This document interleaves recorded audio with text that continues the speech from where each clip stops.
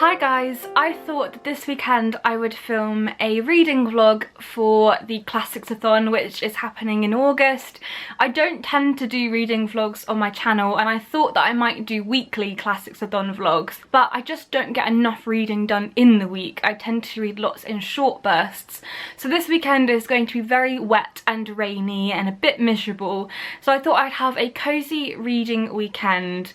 I am not feeling particularly brilliant today, which is why my face is this bare. I think this is the first time in years I'm appearing on camera without my eyeliner, which is kind of horrifying, but I'm not feeling brilliant, so I just kind of want to take it easy and have fun with the reading and see how it goes. This is really a self-care, I suppose, reading weekend, because I ache from head to toe. I'm feeling so tired. My whole body has been stressed for months while I've been working on my book, and now that I've handed my book in, I've kind of collapsed. So I'm not feeling brilliant, but I'm going to try and enjoy my reading weekend. So I've already started reading my second book of the Classicsathon. My first was Jacob's Room by Virginia Woolf, which I really enjoyed, and now I am reading The Return of the Native by Thomas Hardy. I am 122 pages in, which is the second part. It is split into 6 different books, like a lot of other Thomas Hardy's books. I know that Tess of the D'Urbervilles is the same. It's got quite a set structure, and so in each part something happens, which is how the book would have been serialised, because it wasn't first published as a novel but written in parts and sent out for the public to read over a longer period of time. So that really does affect the way that books are written, because you're writing them to keep people reading your every word, to keep them reading on. So you've got to have something interesting at the end of each part. So I am on the second part. I have been reading this over the past few days, and I am really loving this. I don't know if it's my favourite Thomas Hardy book. That probably goes to Tess of the D'Urbervilles, Far From the Madding Crowd, or The Woodlanders. I can't decide, but my least favourite is The Trumpet Major, and this is definitely better than that, so I feel like it's somewhere in between. This so far is about a few different characters. Not all of the main characters have been introduced yet. A few have yet to be introduced. So far our main characters are Thomasin Yeobright, who is going to marry Damon Wildeve at the start of the book, but as the chapters go by you find out that they haven't got married and something has gone wrong with the marriage certificate when they went to get married, and so that is a big plot point, the fact that they were going to get married and they haven't got married, and the fact they haven't got married affects Thomasin because it reflects on her virtue and morality. So then you also have Damon Wildeve, who owns the local pub, The Quiet Women, and then we have Eustacia Vi, who is honestly an awful character, but in the best way. She's not someone I would like in real life. I don't think she's someone anyone would really like in real life, but in a way I really sympathise with her, and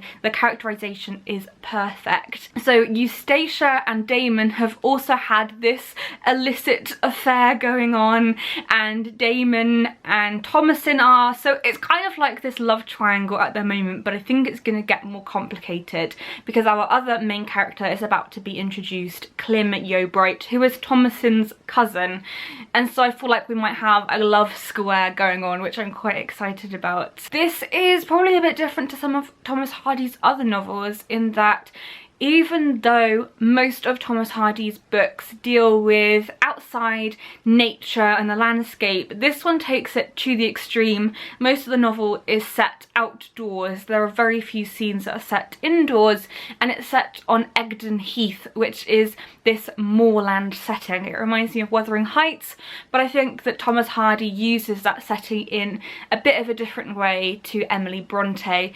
But I am really enjoying it, and I love being back in Thomas Hardy's world. It's been a while since I've read a Thomas Hardy book. I read Jude the Obscure for the Classicsathon last year, so I'm really happy to be back, and I just love his writing so much. So I am loving this. I am also alongside it dipping in and out of this monster of a book. This is Hardy Country by Gordon Benningfield, and he illustrates some of the settings of the book. So I thought it would it'd be a good thing to read alongside it and to look at some of his gorgeous illustrations, because they really are amazing. And he talks a bit about the landscape and about illustrating it and about finding out about Thomas Hardy's world through the landscape now, which is something I'm really interested in. I'm really interested in looking at Thomas Hardy's books and how he describes things and how they might have changed in today's society and whether the books could be replicated. So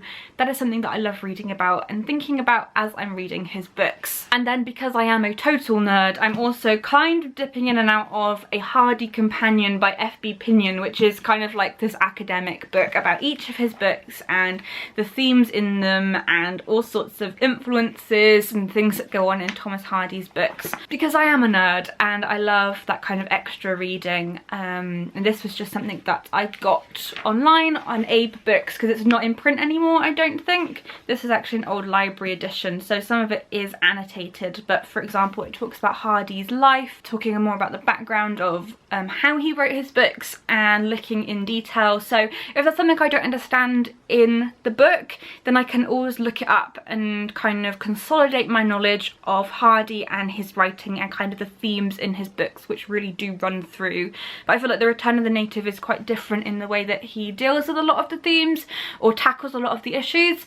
It just seems a bit different than some of his other books that I've read, which is a really interesting reading experience, because there's a few things that I'm not as familiar with, but that's a challenge too, and a challenge I really like. So I'm going to go and do some reading now and show you my puppy Digby because I've got to go and let him out. So we'll see how much reading I get done, because I don't get a lot of reading done when he's around.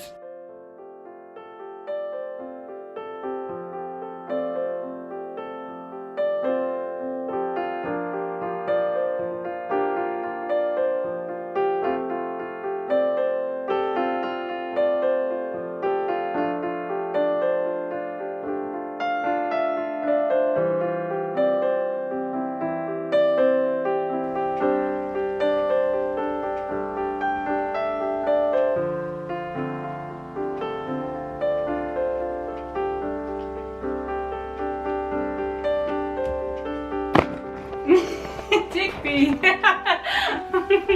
What are you playing at?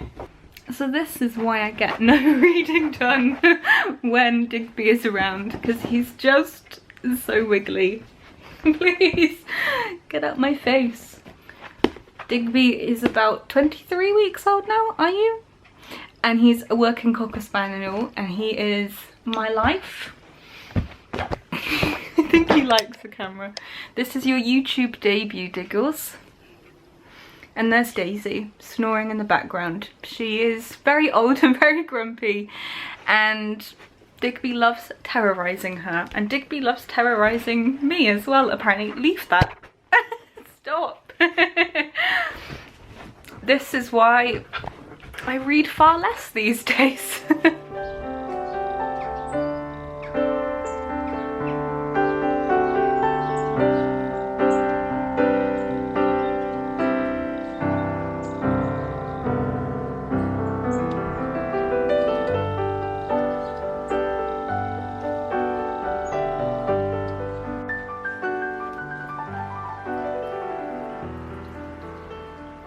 So I have finished the second part of The Return of the Native, which I really enjoyed. I enjoyed it a lot more than I expected to based on the first part of the book, and I found it was a lot more fast-paced. You find that lots more of the plot is being introduced. We meet one of the new main characters, Clem Yeobright. So things are really starting to improve in The Return of the Native, and I'm finding myself really hooked on it. I want to find out what happens. I know that it's going down the tragedy route. I know that it's not going to be perfect.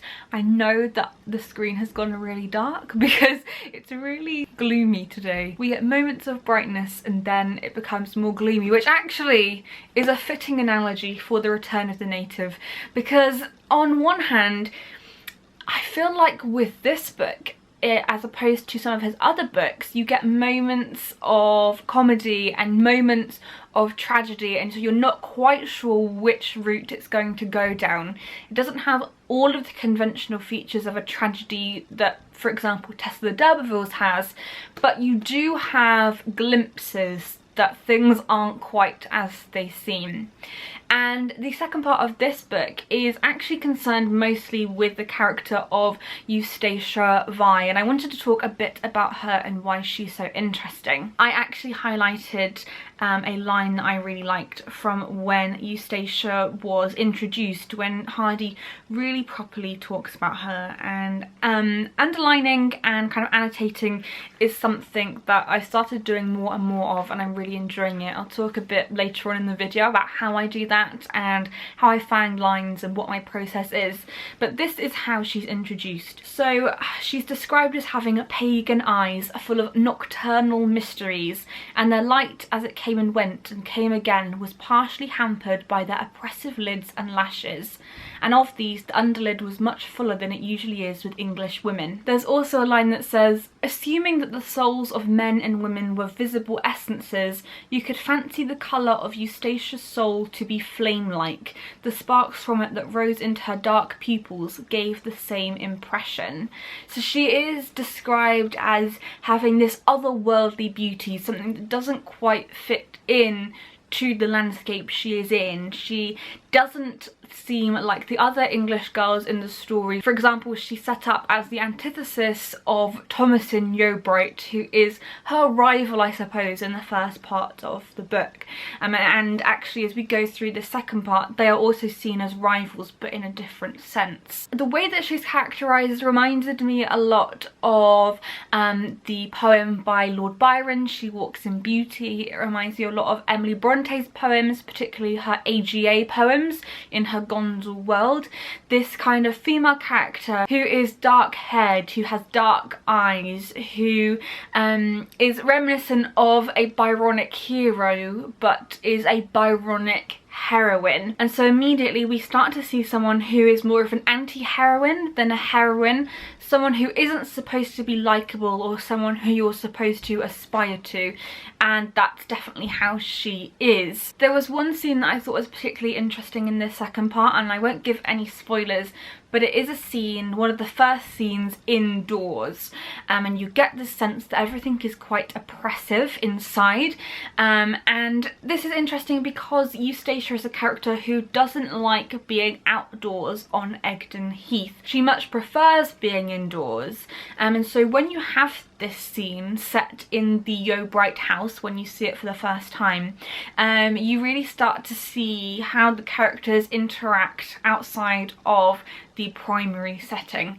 But actually the most fascinating thing about this scene is that it reminded me of Twelfth Night by William Shakespeare, in that Eustacia is pretending to be Charlie, who is a boy who is supposed to be acting in this mummery, this play at Christmas, and so she's dressed up as a boy and she's pretending to be a boy acting as a Turkish knight.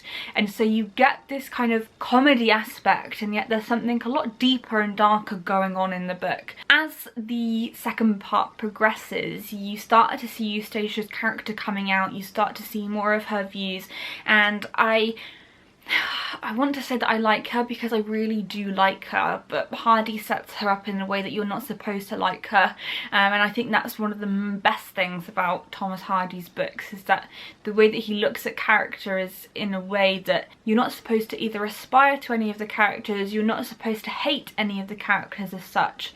You're just supposed to see how the characters live and how they interact and how that lends itself to the much wider story and its influences. So I'm really looking forward to reading the third part, which I think is going to lead slightly away from Eustacia now.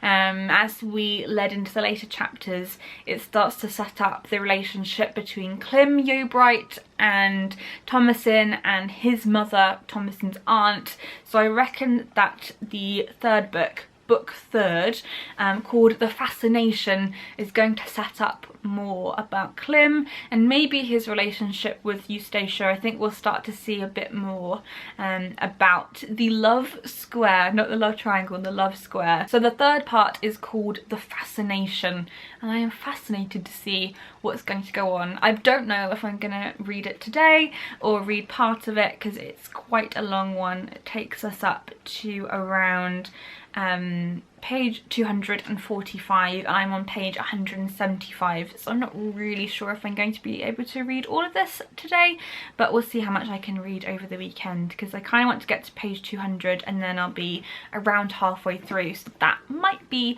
my next goal, get to page 200 and see how it's going. So I am coming up to the 200 page mark of The Return of the Native. I'm not sure how much more I'm going to read of this tonight.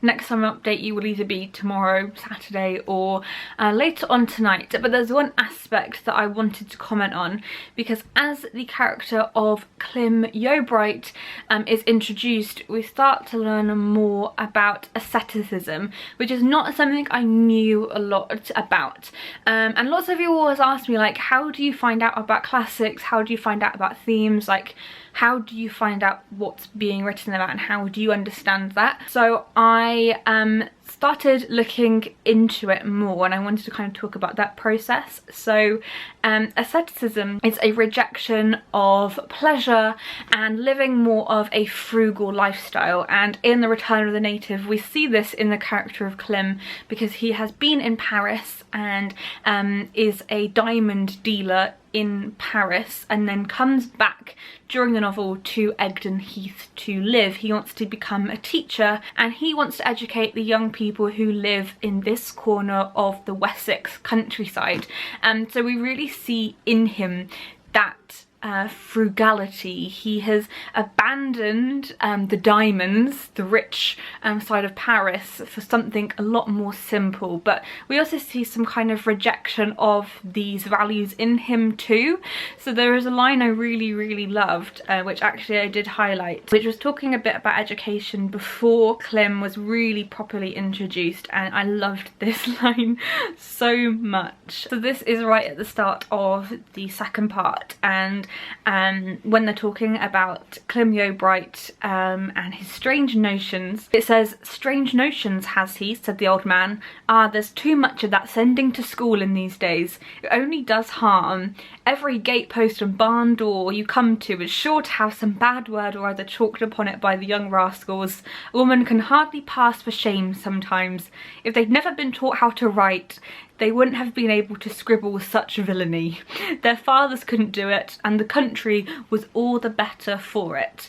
So I think that Hardy's evocation of asceticism and this whole movement isn't really anything to do with rich versus poor. I don't really think that's why he's using it. I think it's more to show the isolation of Egdon Heath as a place to live. It's to show how almost backwards it is, and to also show characters' places in the world and where they fit. Because Klim is described as somebody who has been born there and is used to being in that landscape, and yet his views are slightly different and are rejected by some of the other characters. So I've gone away and done the research into that. I've been reading up on it, and I'm going to continue doing that as the book progresses and as I get further into it and discover more aspects to that. That's just kind of my brief thoughts at the beginning of that kind of introduction. So I always go away when I'm reading classics and look things up online. I'll look in books that I've got and make sure that I define things I'm not sure about as well. So for me, the way that I improve and the way that I learn about these things is to do research, and that might be making a list as I'm reading to research afterwards, or I might research as I'm reading. It depends on what I'm in the mood for, but research for me is how you learn and how you get better.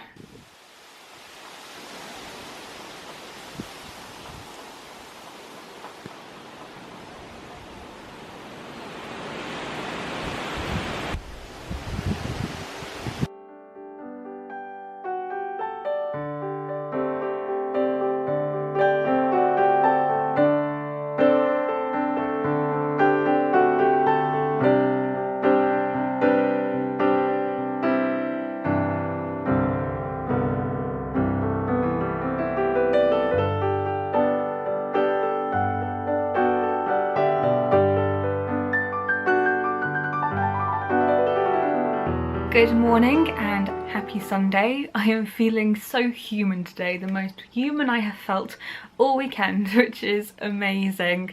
I didn't do much of vlogging yesterday. I didn't really talk to you about what I was reading, but I did get lots of reading done yesterday, which I was so pleased about. My eyes were killing me, and when I have that kind of headache, actually the only thing that gets rid of it is reading, which is very lucky. But I wanted to read 100 pages of The Return of the Native yesterday, and I did, and I read a bit more of that. So I am now just about to start the 5th part, book 5th as Thomas Hardy calls it, which is called The Discovery, and so much is going to happen. I am just preparing myself for all the drama that is going to go down as we get towards the end of The Return of the Native. So much happened at the end of the last part that I just kind of can't believe it. I knew that something was going to happen. I knew that something was going to happen to one of the characters, but I didn't expect it to happen in the way that it did. And it was so well written and so well executed that it really did make me feel something, which I thought was very good, because it was a character who I didn't have a big attachment to, but I was sad that what happened to them happened. No spoilers, but I was very sad about that. So I've learned really since reading Jude the Obscure not to trust Thomas Hardy. I know that he is known for his tragic endings, but as soon as I read Jude the Obscure and as you get into that last half, he just throws it at you, and so I am expecting a lot of drama in this last part. So I am 100 pages from the end, which I'm hoping that I'll be able to finish today, this morning if I can. But as long as I finish it today, I think that I will be happy. I'm not really sure how it's going to pan out. I think that from what I've read, this is a tragedy, but it's got a happy ending. But we'll have to see, and I don't know what's going to happen. I don't know how happy the ending will be, if it will be a happy ending tinged in sadness. I don't know how Thomas Hardy's going to wrap it all up, but I know it's not going to end well for some of the characters. And I think one of the interesting things about this book for me is that I do think that some of the characters are like stock characters. I do think that we have seen this type of book written by Thomas Hardy before. I think because it's one of his middle books, it's something that he wrote in the middle of his career, it's not something particularly groundbreaking for him, like Tessa the D'Urbervilles, Jude the Obscure, even Far from the Madding Crowd. So I don't feel like he's quite come into his best yet when he was writing this. And so some of the characters do feel like stock characters, and so you can kind of predict what's going to happen to them.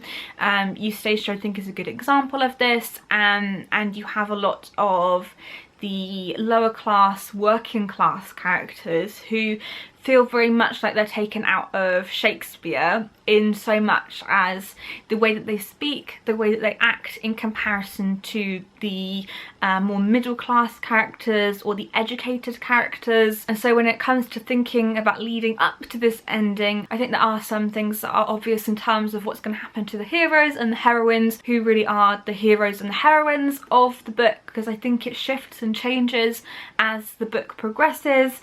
Actually, my favourite character in the book is Diggory Venn, and I wanted to talk a bit about him because I think he's very interesting in the way that Hardy portrays him. Diggory is introduced first in the book. He's one of the first characters that we find out about and learn about, but he doesn't have a huge role in the book. He doesn't take up as many chapters as, say, Eustacia or Clym Yeobright.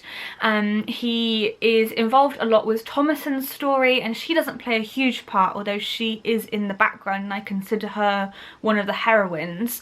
But Diggory actually plays a huge part on the plot, and he is one of the characters that really gets the plot moving, and we see how he influences it, whether directly or indirectly. But I think the way that he is characterised is very fascinating, because I think it plays into this very pagan image that Hardy is creating in the book. So Diggory is a reddle man, which was a trade where he would go around in his cart selling reddle, which is now known as raddle, but I suppose in the Dorset lingo, Reddle, and that was something that farmers would use and still use today to mark their livestock, their sheep. So it's often used now on rams, and when they mate with the ewes, there is a raddle strapped to their chest so you can see which ewes they have served. So because of the way that this was, Diggory's skin is red. He has red skin from the Reddle that he sells, and because he's around it all of the time. And so this gives him this very otherworldly presence.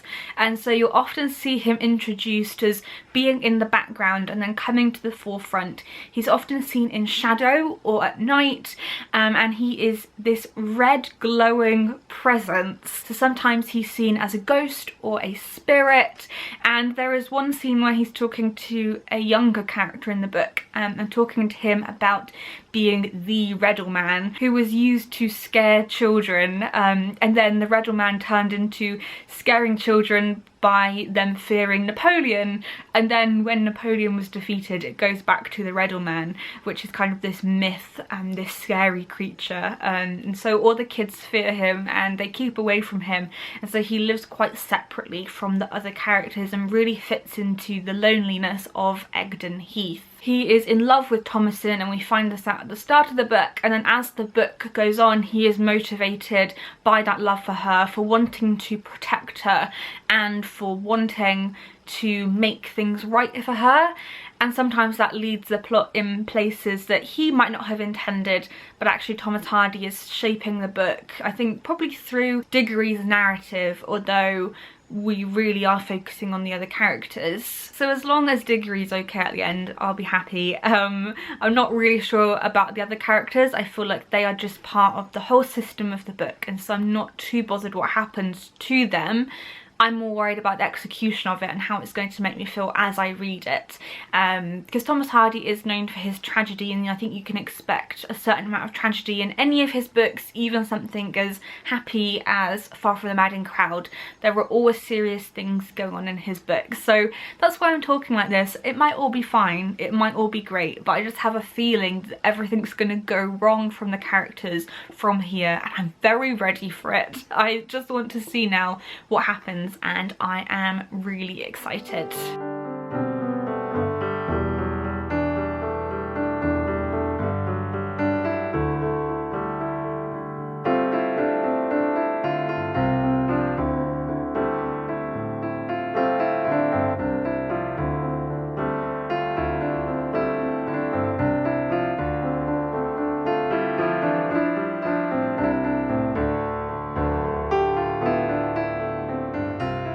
So I have about 50 pages left and I'm just sat on the edge of my seat, but I thought before I finished I did promise that I would share with you how I've started annotating my books.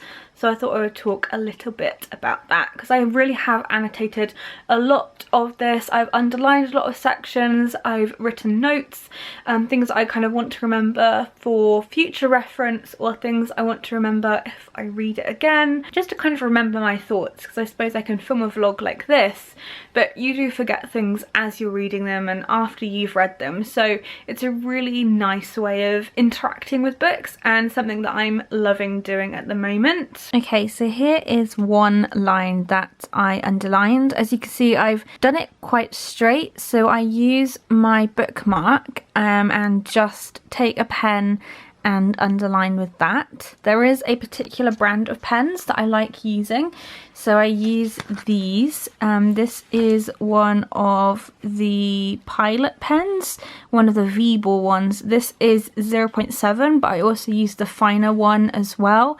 This is probably a tiny bit too thick, but any thicker than this and it definitely would go through the page and I don't think would look as good. So this is probably the maximum thickness I would go. I always go for one of these pens because those are just what I like using anyway, but I found that those have been the best to annotate and underline with. So in this instance, I really liked the line "full of nocturnal mysteries," and it's something I'd like to remember for my own writing, something that I think I could evoke in my own writing.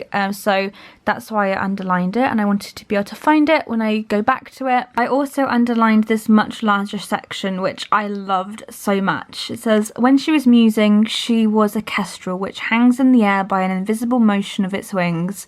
When she was in a high wind, her light body was blown against trees and banks like a heron's. When she was frightened, she darted noiselessly like a kingfisher.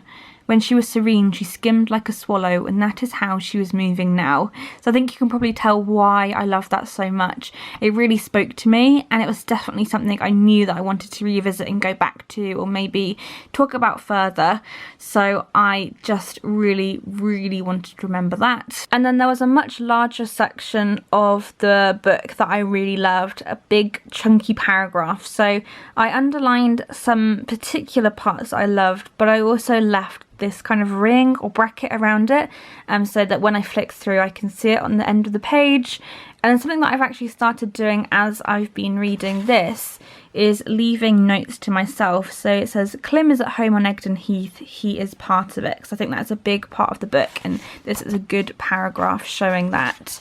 And then as I was reading just now, it's quite a spoilery scene I suppose, but I just wrote a little note that said, "This scene is reminiscent of Othello," because there was language and stuff in there that I want to explore more and really look into, so I underlined parts of it as well. It's not something I've really done before. I was always so precious about my books and didn't want to damage them in any way. I would never crack the spine, but I'm actually really loving that kind of rough and ready feel to books now, and especially when it comes to classics, I keep my classics. They're not books that I get rid of. I have all my Thomas Hardy editions. They're not going to go anywhere. They are real parts of my book collection that I would never part with.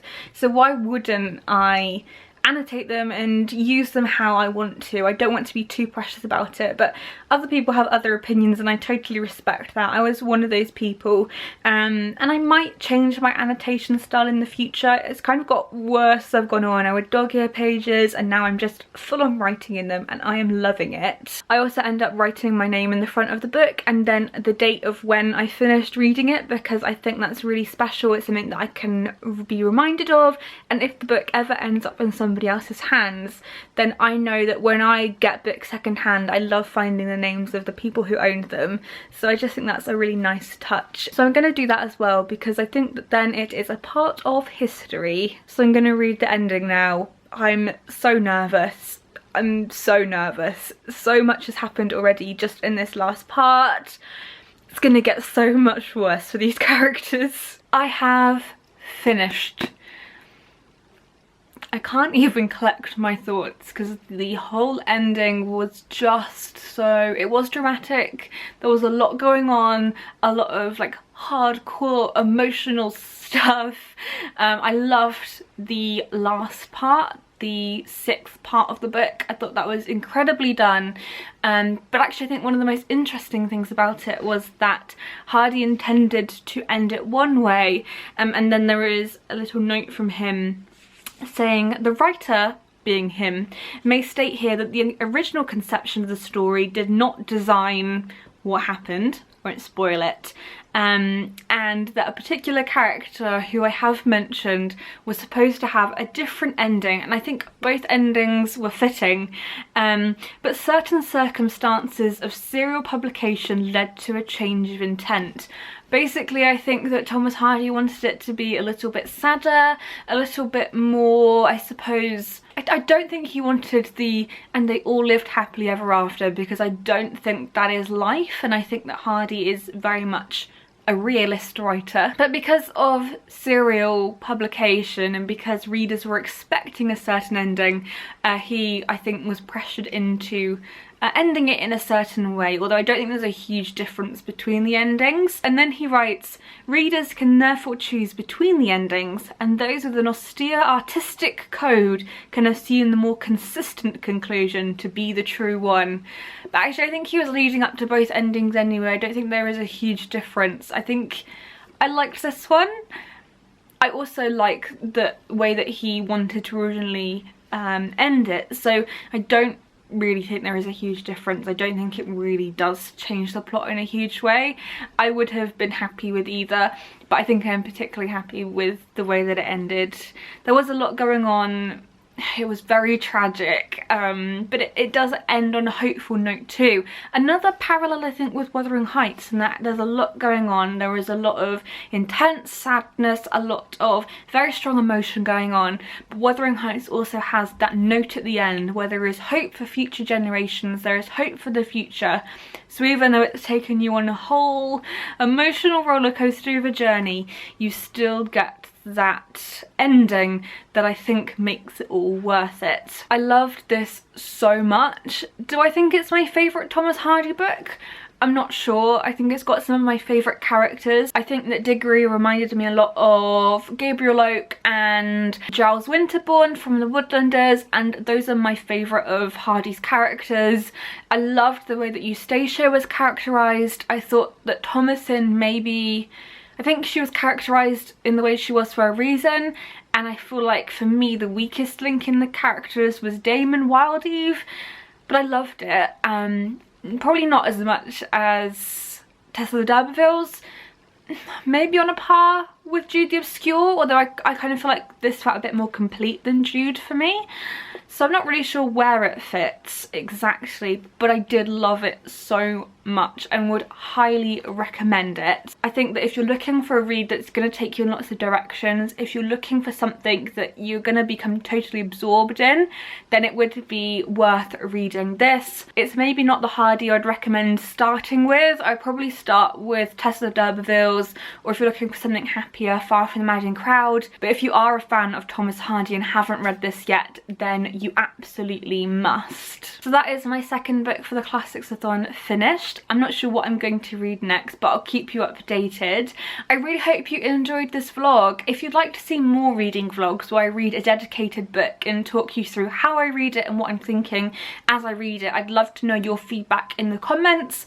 I don't think that this was perfect. I would definitely do things in a different way next time, so if there's something else you'd like to see included in the vlogs, then I'd really love you to let me know. Hope you enjoyed it as much as I enjoyed filming it, and I would love to know what you are reading for the Classicsathon. I'd also love to know if you've read The Return of the Native and what you thought of it, or what you thought of my thoughts as you were watching this video. So thank you so much for watching, and I will see you guys soon. Happy reading!